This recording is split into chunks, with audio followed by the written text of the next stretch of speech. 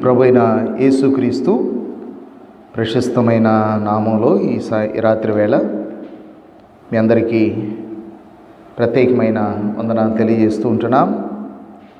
మనము ఈ చల్లటి వాతావరణంలో మరి దేవుని యొక్క వాక్యాన్ని ధ్యానించడానికి ప్రభు మనల్ని ప్రేమించి మనకిచ్చిన ప్రశస్తమైన సమయాన్ని బట్టి ప్రభుని స్తుతిస్తూ ఉంటున్నాం. పగలు విపరీతమైన ఎండ, ఉక్కపోత గమనించాం. ఈ రాత్రి దేవుడు మంచి వాతావరణాన్ని మన కొరకు అనుగ్రహించి మరి ఈ వాతావరణంలో దేవుని యొక్క మాటలు ఆలకించేటువంటి ధన్యత దేవుడు మనకిచ్చాడు. మనం ప్రకటన గ్రంథాన్ని ధ్యానం చేస్తూ ఉన్నాం. యేసు ప్రభు యొక్క రెండో రాకడకు సంబంధించిన విషయాలు జ్ఞాపకం చేసుకుంటూ అదే సమయంలో ప్రకటన గ్రంథంలో ఉన్నటువంటి విషయాలను కూడా మనం నేర్చుకోగలుగుతుంటున్నాం దేవుని యొక్క కృపను బట్టి. అయితే మనం ప్రకటన గ్రంథంలో ఉన్న ప్రత్యేక దర్శనాల గురించి మనం ధ్యానం చేస్తూ ఉన్నాం. గత రాత్రి 10వ అధ్యాయంలో నుండి మనము కొన్ని సంగతులు నేర్చుకోవడానికి ప్రభు మనకు సహాయపడ్డారు. ఈరోజు 11వ అధ్యాయంలో ఉన్న మరి ఒక సంగతిని గురించి మనం ధ్యానం చేద్దాం. ఈ శ్రమలు సంబంధించినటువంటి విషయాలు మనం గతంలో ధ్యానం చేశాం. వాటి మధ్యలో కొన్ని ప్రత్యేక దర్శనాలు ఉన్నాయి. వాటిని మనం ధ్యానం చేస్తూ ఉన్నాం. ఇవి గనక మనం అర్థం చేసుకుంటే ప్రకటన గ్రంథంలో చాలా భాగం మనం నేర్చుకున్న వారం అవుతాం.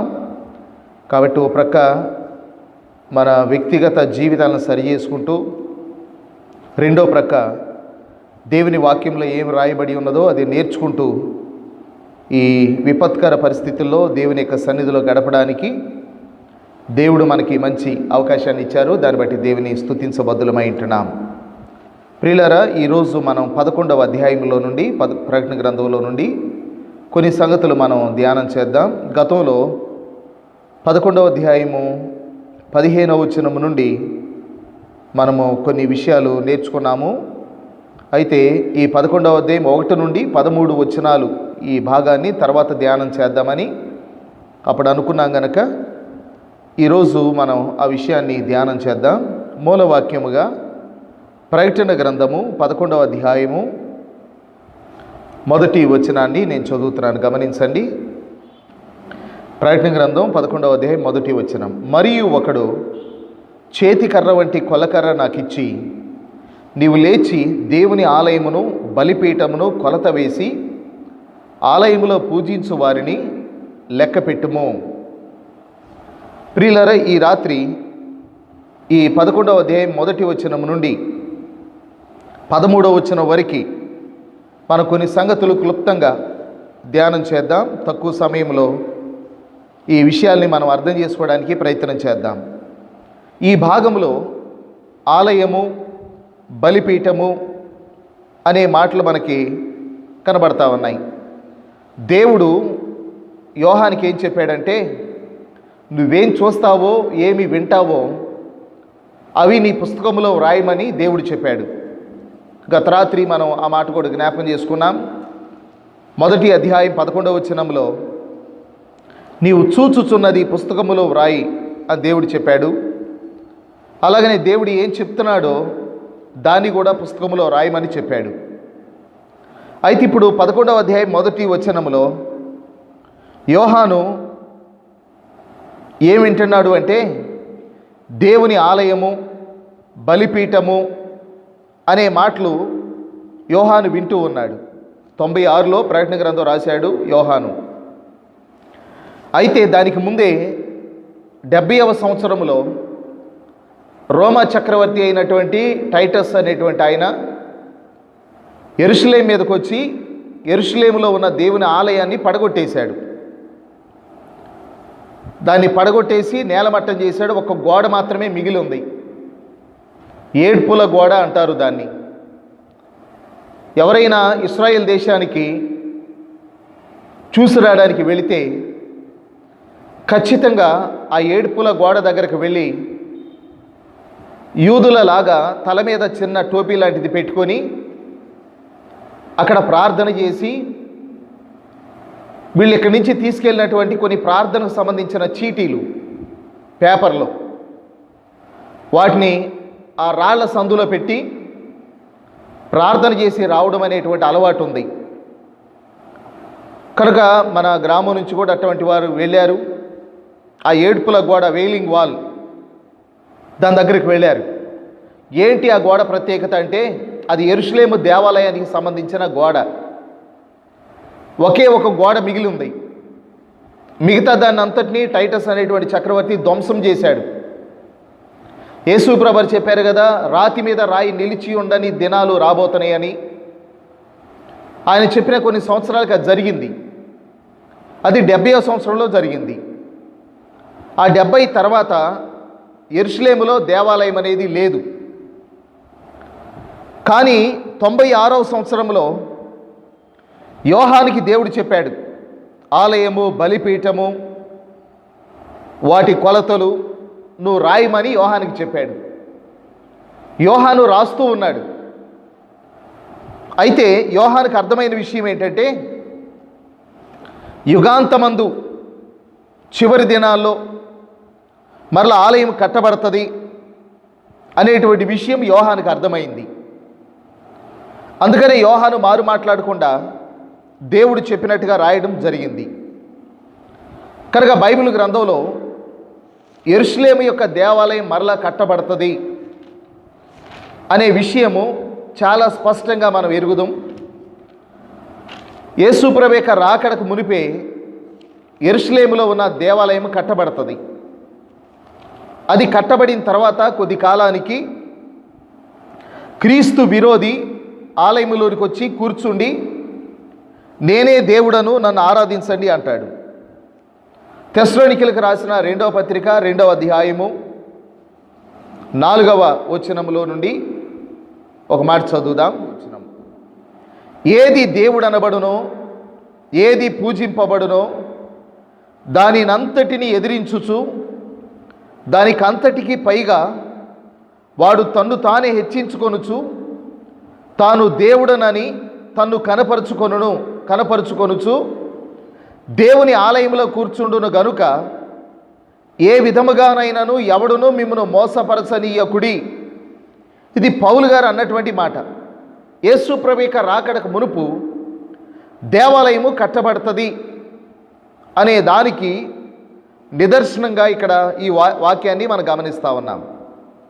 మత్తయి సువార్త 24వ అధ్యాయంలో ఆయన ఒలీవల కొండ మీద కూర్చున్నప్పుడు శిష్యులు ఏకాంతముగా ఆయన దగ్గరకు వచ్చి, నీ రాకడకు యుగ సమాప్తికి సూచనలేవి అని అడిగిన విషయాన్ని మనం 3వ వచనంలో చూస్తాం. మత్తయి సువార్త 24:3లో. దానికి ముందు వారు యెరూషలేములో ఉన్న దేవాలయం దగ్గర నుంచి వచ్చారు. 24వ అధ్యాయం మొదటి 2 వచనాలు గమనిస్తూ ఉంటే, యేసు దేవాలయము నుండి బయలుదేరి వెళ్ళుచుండగా ఆయన శిష్యులు ఆ దేవాలయపు కట్టడములు ఆయనకు చూపింపవచ్చిరి.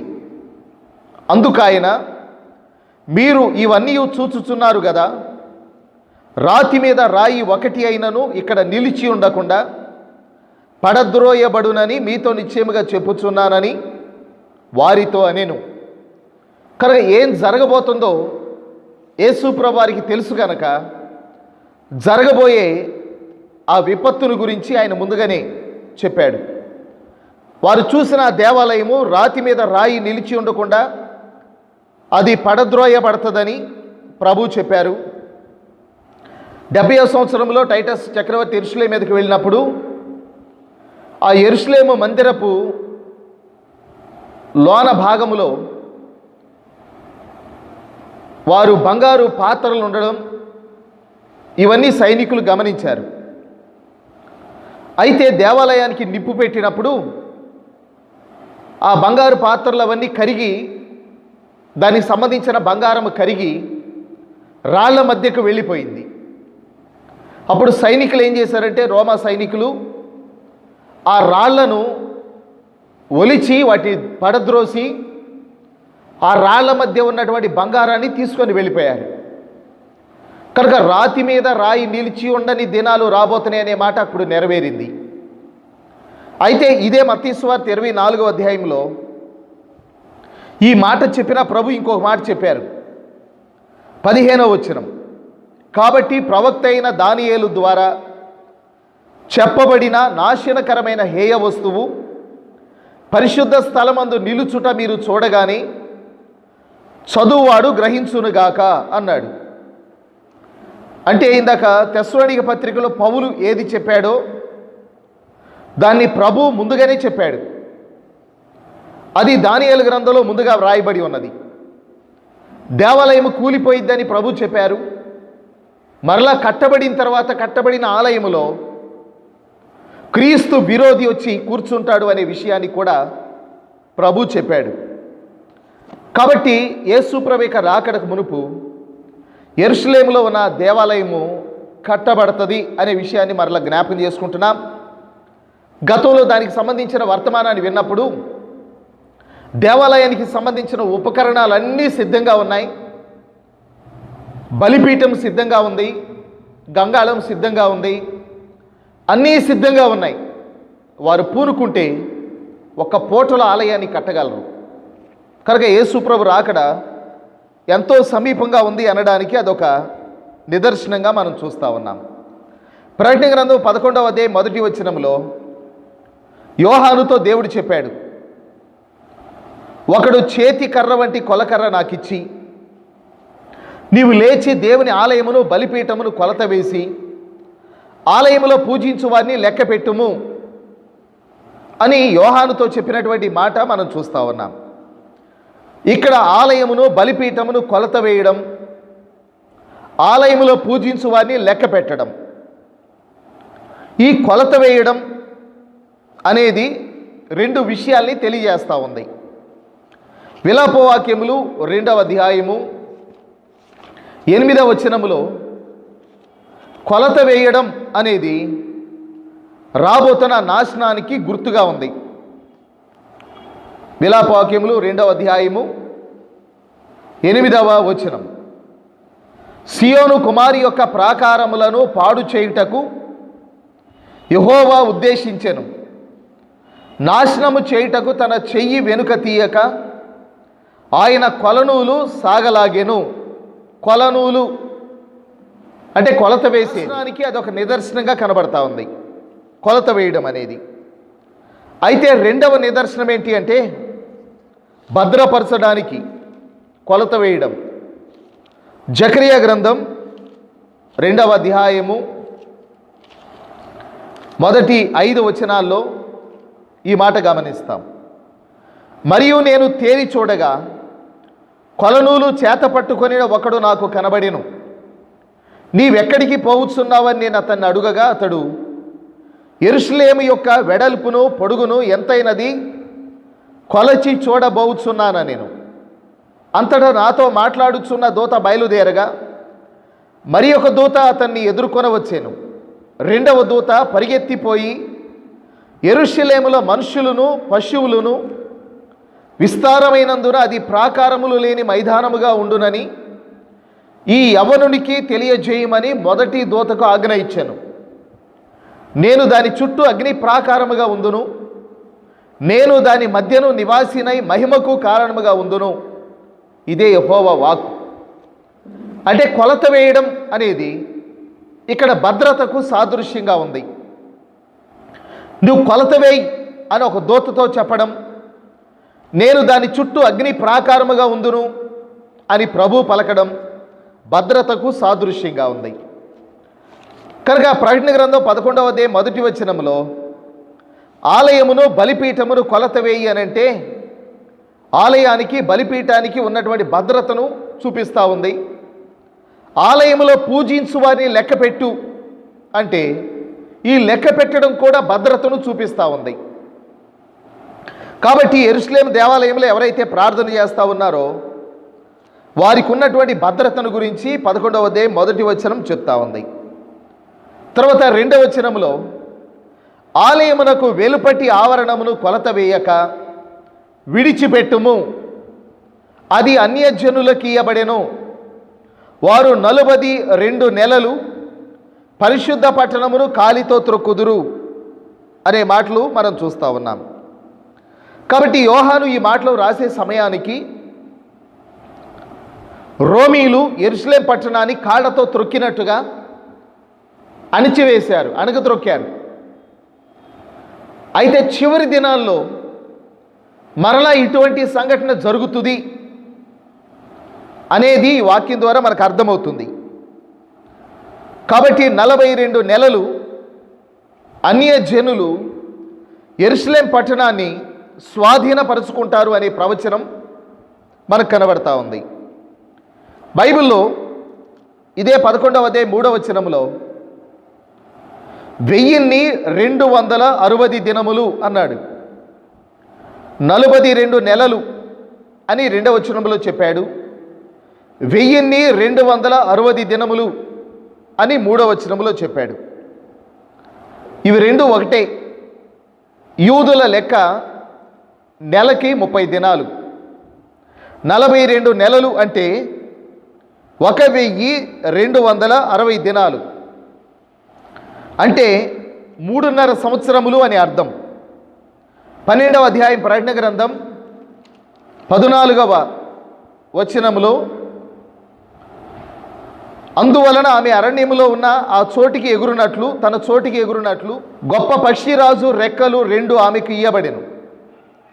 అచ్చట ఆ సర్ప ముఖము చూడకుండా ఆమె ఒక కాలము, కాలములు, అర్ధకాలము పోషింపబడును. కాలము, కాలములు, అర్ధకాలం.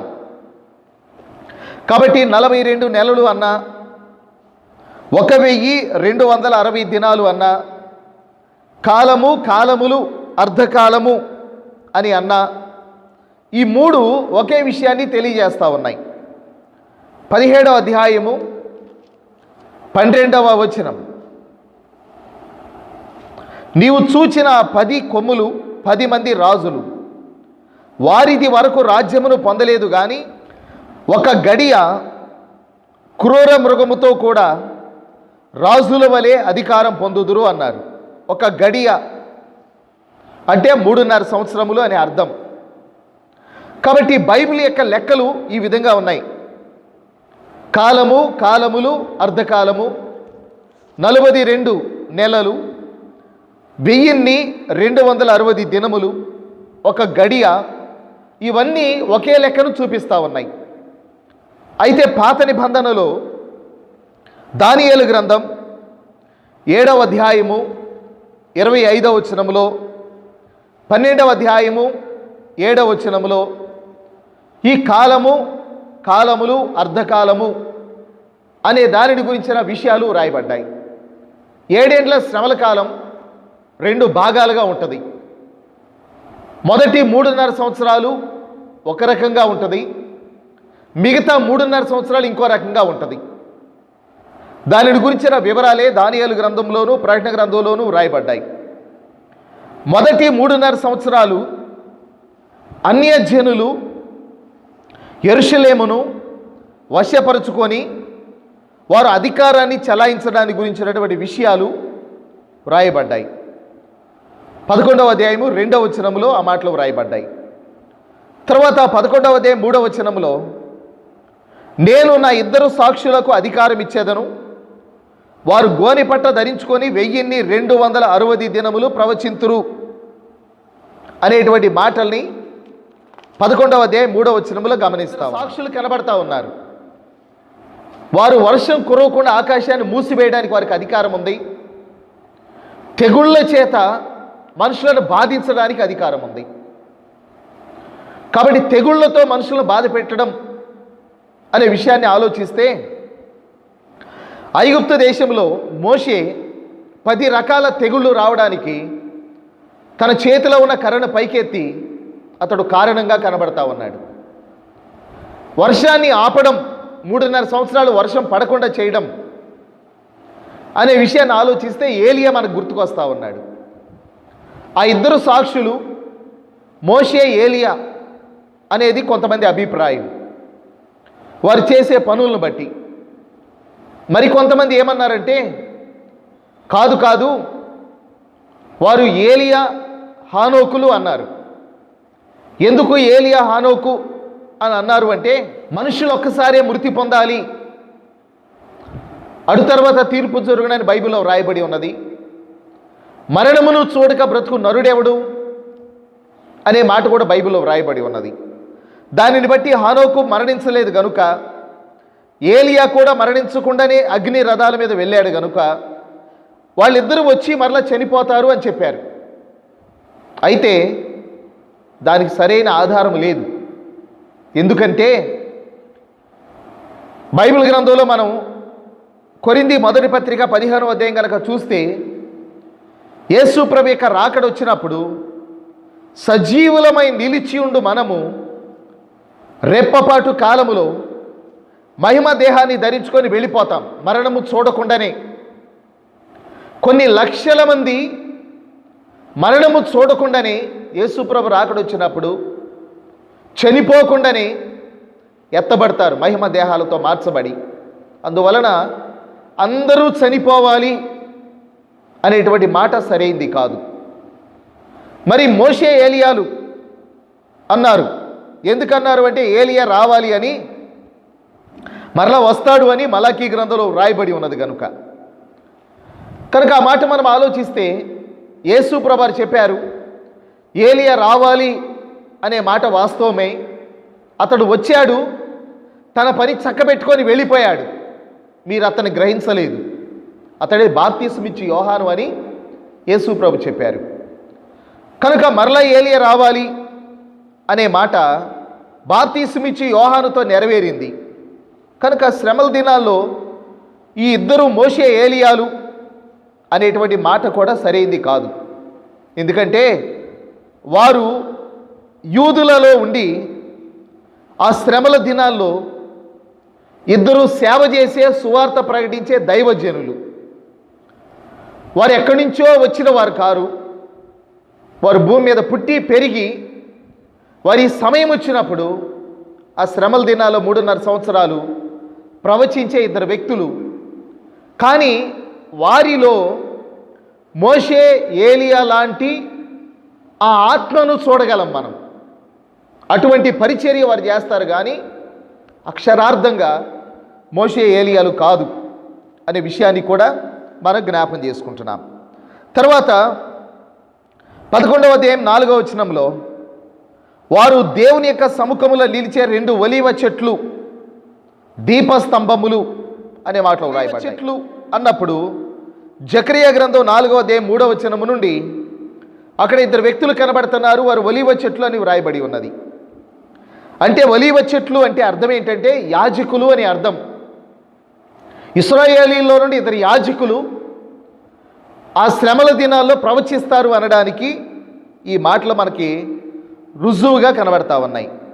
తర్వాత 11వ అధ్యాయం 5వ వచనంలో ఎవడైనా వారికి హాని చేయ ఉద్దేశించిన ఎడల వారి నోట నుండి అగ్ని బయలు వెడలి వారి శత్రువులను దహించి వేయును గనుక ఎవడైనాను వారికి హాని చేయ ఉద్దేశించిన ఎడల అలాగున వారు చంపబడవలెను అనేటువంటి మాటలు జ్ఞాపకం చేసుకుంటున్నాం.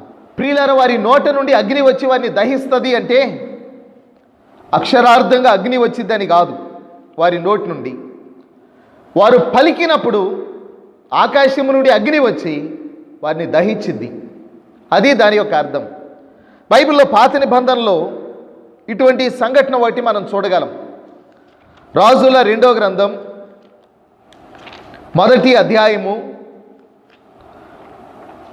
9వ వచనము నుండి వెంటనే రాజు 50 మందికి అధిపతి అయిన ఒకరిని వారి 50 మందితో కూడా ఏలియా యొద్దకు పంపాను. అతడు కొండ మీద కూర్చుని ఉండగా అధిపతి ఎక్కి అతని సమీపమునకు పోయి, దైవజనుడా, నీవు దిగి రావాలనని రాజు ఆజ్ఞాపించుచున్నాడనెను. అందుకు ఏలియా, నేను దైవజనుడనైతే అగ్ని ఆకాశము నుండి దిగి వచ్చి నిన్ను నీ 50 మందిని దహించునుగాక అని 50 మందికి అధిపతి అయిన వానితో చెప్పగా, అగ్ని ఆకాశము నుండి దిగి వానిని వాని 50 మందిని దహించెను. కాబట్టి ఎవడైనా వానికి హాని చేయాలి అనుకుంటే వారి నోట నుండి అగ్ని వచ్చి వారిని దహించును అంటే వారు ఎప్పుడైతే పలుకుతారో వారి మాటను బట్టి దేవుడు అగ్నిని పంపించి ఆ దైవజనులను చంపాలి అనుకున్న వారిని అగ్ని చేత దహించేస్తాడు. బైబిల్ గ్రంథంలో యెషయా గ్రంథం 44వ అధ్యాయము 26వ వచనములో చక్కటి మాట ఈ విధంగా వ్రాయబడి ఉన్నది. యెషయా గ్రంథం 44:26, నేనే నా సేవకుని మాట రూఢిపరచువాడను అన్నట్టుగా ఏలీ అన్నాడు కదా, నేను దైవజనుడనైతే ఆకాశము నుండి అగ్ని దిగి వచ్చి నిన్ను నీ 50 మందిని దహించును అని పలికినప్పుడు ఆకాశము నుండి అగ్ని దిగి వచ్చి దహించిన విషయాన్ని చూస్తూ ఉన్నాం. సంఖ్యాకాండము 16వ అధ్యాయము 28వ వచనము నుండి, మోషే ఈ సమస్త కార్యములను చేయుటకు యెహోవా నన్ను పంపెననియు నా అంతటా నేనే వాటిని చేయలేదనియు దీని వలన మీరు తెలుసుకొందురు. మనుషులందరికీ వచ్చు మరణము వంటి మరణం వీరు పొందిన ఎడలను సమస్త మనుషులకు కలిగినదే వీరికి కలిగిన ఎడలను యెహోవా నన్ను పంపలేదు.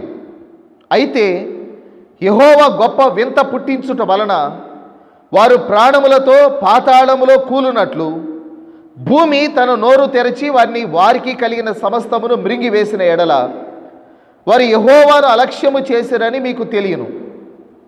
అతడు ఆ మాటలన్నీ చెప్పి చాలించగానే వారి క్రింది నేల నెరవిడిచెను. భూమి తన నోరు తెరచి వారిని, వారి కుటుంబములను, కోరహు సంబంధులందరినీ, వారి సమస్త సంపాద్యమును మృంగివేసెను. ప్రియులారా, ఇక్కడ మోషే ఒక మాట పలికాడు, దేవుడు దానిని రూఢిపరిచాడు. రాజుల 2వ గ్రంథం 1వ అధ్యాయంలో ఏలియా ఒక మాట పలికాడు, దేవుడు దానిని రూఢిపరిచాడు.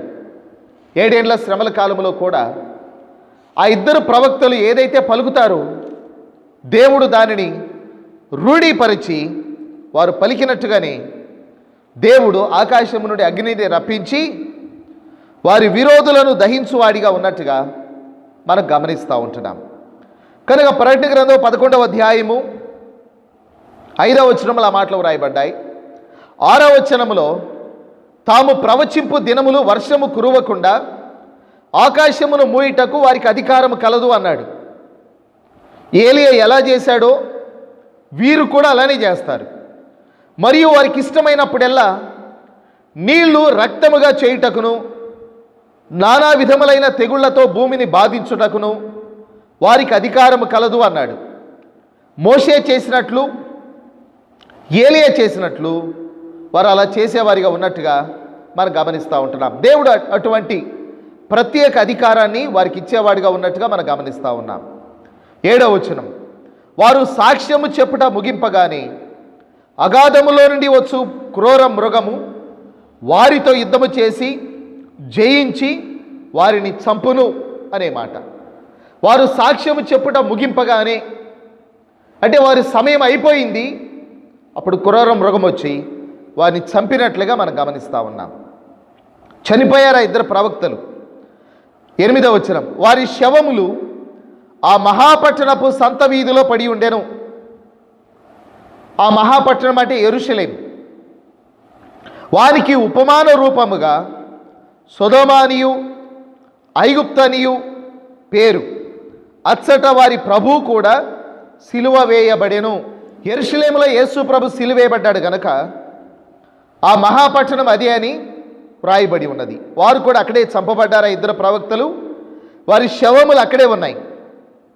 9వ వచనం, మరియు ప్రజలకును వంశములకును ఆయా భాషలు మాట్లాడు వారికిని జనములకును సంబంధించిన వారు 3 దినములన్నర వారి శవములను చూచుచు వారి శవములను సమాధిలో పెట్టనీయరు. ఈ మాటలు యోహాను రాసేటప్పుడు యోహానికి సాధారణంగా సందేహం కలగాలి. 3.5 దినాలు లోకంలో ఉన్న ప్రజలందరూ ఎలా చూడగలరు? ఎలా సాధ్యమవుతుంది అని. ఈ రోజుల్లో అయితే అది సాధ్యమే. టీవీలో చూడగలం, శాటిలైట్ ద్వారా అనేక ఛానల్స్ పనిచేస్తూ ఉంటాయి. ఎప్పటి వార్తలు అప్పుడు వెంటనే మనం ప్రపంచ నలుమూలలు ఎక్కడ జరిగినా టీవీలో మనం చూడగలం.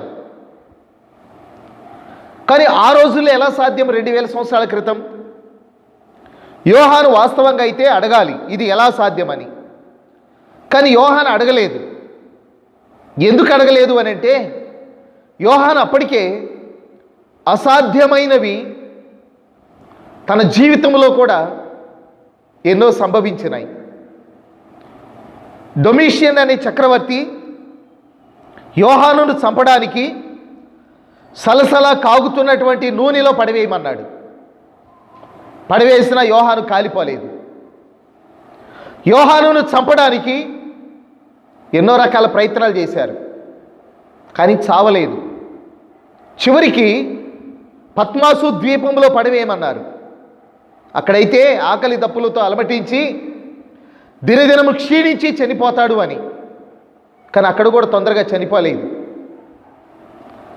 యోహానికి తెలుసు మనుషులకు అసాధ్యమే, దేవునికి సాధ్యమేనని. అందుకని ఇది ఎలా సాధ్యమని యోహాను అడగలేదు.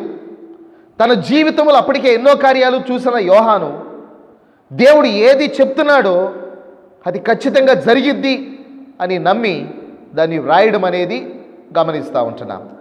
మనం వెంబడిస్తాం, ఎన్నో వాక్యాలు వింటాం, ఎన్నోసార్లు బైబిల్ చదువుతాం, కానీ అసాధ్యమైనవి సాధ్యపడతవి అని నమ్మలేం మనం.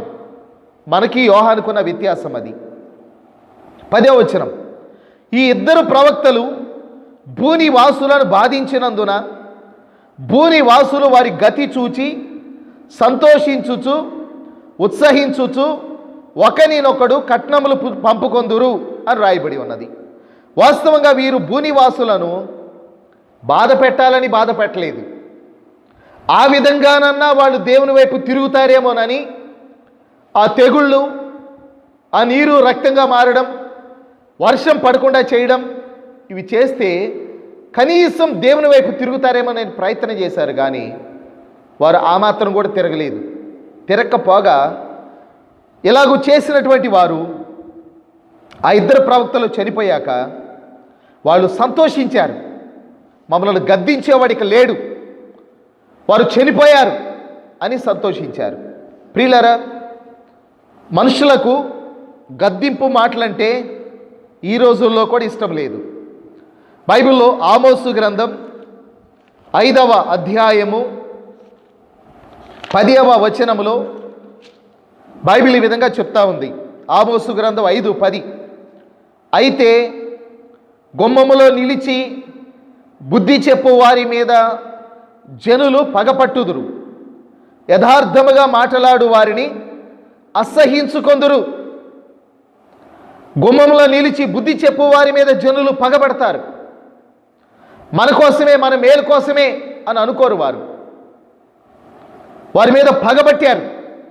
ఆ ఇద్దరు ప్రవక్తలు చనిపోయాక ఒకరికొకరు బహుమానాలు పంచుకున్నారు. బాధాకరమైన విషయం, మనిషి యొక్క కఠిన హృదయము అక్కడ కనబడతా ఉంది మనకి. తర్వాత 11వ వచనం, అయితే 3 దినములన్నర అయిన పిమ్మట దేవుని యొద్ద నుండి జీవాత్మ వచ్చి వారిలో ప్రవేశించెను గనుక వారు పాదములు ఊని నిలిచిరి, వారిని చూచిన వారికి మిగుల భయము కలిగెను. అంతకుముందు అగాధములో నుండి వచ్చే క్రూర మృగం అంటే క్రీస్తు విరోధి వారితో యుద్ధము చేసి వారిని జయించి వారిని చంపినట్లుగా 7వ వచనములో రాయబడి ఉంది. కానీ వారి విజయం ఎంతో కాలం నిలవలేదు. 3.5 దినాలు మాత్రమే. 3.5 దినాలు అయిపోగానే దేవుని యొద్ద నుండి జీవాత్మ వచ్చి వారిలో ప్రవేశించినప్పుడు వారు లేచి నిలవబడి ఎవరైతే వారిని చంపారో వారికి కనబడ్డారు. వారు చూస్తూ ఉండగా మేఘాల మీద వారు పరలోకానికి వెళ్ళిపోయారు. బైబిల్ గ్రంథంలో యోబు గ్రంథం 20వ అధ్యాయము 4వ వచనం ఈ విధంగా చెప్తా ఉంది. యోబు గ్రంథం 20వ అధ్యాయము 4వ వచనం. దుష్టులకు విజయము కొద్ది కాలముండును, భక్తిహీనులకు సంతోషము ఒక నిమిషం మాత్రముండును. దుష్టులకు విజయము కొద్ది కాలమే, భక్తిహీనులకు సంతోషము ఒక నిమిషం మాత్రమే. యేసు ప్రభుని పట్టుకొని వీరిని సిలువ వేయండి, సిలువ వేయండి అని ఒకే పెట్టున కేకలు వేసి ఆయన సిలువేశాడు. ఆయన సిలువేసిన రాత్రి బహుశా శాస్త్రులు, పరిసయ్యులు ఒకరికొకరు బహుమానాలు పంచుకొని ఉంటారు, సంతోషించి ఉంటారు, పార్టీ చేసుకొని ఉంటారు. ఒక దినం అయిపోయింది, 2వ దినం అయిపోయింది, 3వ దినం సమాధిని గెలిచి మరణాన్ని ఓడించి విజయ వీరుడిగా యేసు ప్రభు తిరిగి లేచాడు. దుష్టులకు విజయం కొద్ది కాలమే, వారికి సంతోషం ఒక నిమిషమే.